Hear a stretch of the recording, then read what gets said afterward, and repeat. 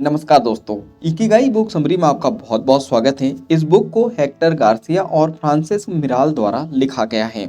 Ikigai एक जापानी अवधारणा है जिसका अर्थ है जीवन का उद्देश्य या सुबह उठने का कारण। इस पुस्तक में लेखक जापान के ओकिनावा द्वीप के लोगों के दीर्घायु यानी लंबे समय तक के जीने और खुशहाल जीवन के रहस्यों को साझा करते हैं।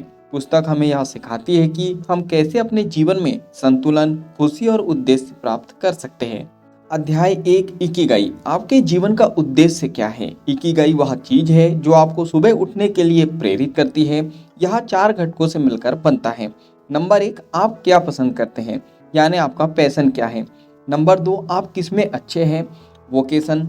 नंबर 3, दुनिया को क्या चाहिए, मिशन। नंबर 4, आपको किस चीज के लिए पैसे मिल सकते हैं, प्रोफेशन। जब ये चारों चीजें मिल जाती है तो व्यक्ति को अपने जीवन का सच्चा उद्देश्य मिल जाता है। अध्याय 2 दीर्घायु का रहस्य, लेखक ओकिनावा के लोगों की लंबी उम्र का अध्ययन करते हैं और उनके स्वस्थ जीवन शैली के कुछ प्रमुख नियम बताते हैं। नंबर 1, सक्रिय रहे और कभी सेवानिवृत्त ना हो। हमेशा किसी न किसी काम में व्यस्त रहना जरूरी है। नंबर 2, हल्का भोजन करें। हरा हाचिबू का नियम अपनाएं, यानी पेट का केवल 80% भरे। नंबर 3, सकारात्मक सोच रखें, चिंता और तनाव से बचें। नंबर 4, सामुदायिक जीवन जिए, परिवार और दोस्तों से जुड़े रहे। नंबर 5, प्राकृतिक भोजन करें, हरी सब्जियां, फल और मछली का अधिक सेवन करें। नंबर 6, शरीर को सक्रिय रखें, रोजाना हल्का व्यायाम करें, जैसे टहलना या योग हो सकता है। अध्याय 3 फ्लो का महत्व। फ्लो का मतलब है कि पूरी तरह से किसी कार्य में डूब जाना। जब हम किसी कार्य को पूरे मन से करते हैं और उसमें आनंद लेते हैं तो हमें समय का पता ही नहीं चलता। ऐसा करने से हमारा तनाव कम होता है, हमारा प्रदर्शन बेहतर होता है और हमें जीवन में संतोष और खुशी मिलती है। लेखक बताते हैं कि जापान में बहुत से लोग शोकुनिन होते हैं, यानी वे अपने काम को पूरी लगन और समर्पण के साथ करते हैं।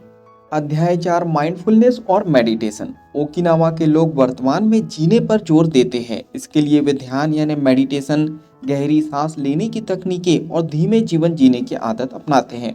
इससे मानसिक शांति मिलती है, तनाव और चिंता कम होती है और रचनात्मकता बढ़ती है, यानी क्रिएटिविटी बढ़ती है। अध्याय 5 लचीलापन और खुशहाल जीवन। कठिनाइयों का सामना करने के लिए एंटी फ्रेजाइल मानसिकता अपनानी चाहिए। चुनौती को अवसर की तरह देखें, आत्मनियंत्रण बनाए रखें और जीवन को सरल और सहज बनाए रखें।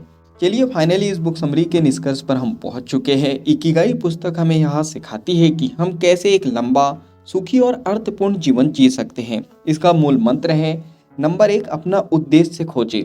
नंबर 2, सकारात्मक सोचें। नंबर 3, स्वस्थ जीवन शैली अपनाएं। नंबर 4, सेवानिवृत्त ना हो। नंबर 5, समाज और परिवार से जुड़े रहें। अगर हम इन सिद्धांतों को अपनाते हैं तो हम भी एक सार्थक और आनंदमय जीवन जी सकते हैं। क्या आप एक सार्थक और आनंदमय जीवन जीना चाहते हो? कमेंट्स बॉक्स में बताएं। इस बुक समरी में अगर आपने कुछ अच्छा सीखा है और इस बुक को आप पूरा पढ़ना चाहते हैं तो नीचे डिस्क्रिप्शन में लिंक दे दी गई है। आप वहां जाके बुक खरीद सकते हो और बुक को पूरा पढ़ सकते हो। इस बुक समरी से अगर आपको कुछ अच्छा या नया सीखने को मिला है, बुक समरी पसंद आई है, तो आपको वीडियो को भी लाइक कर देना है।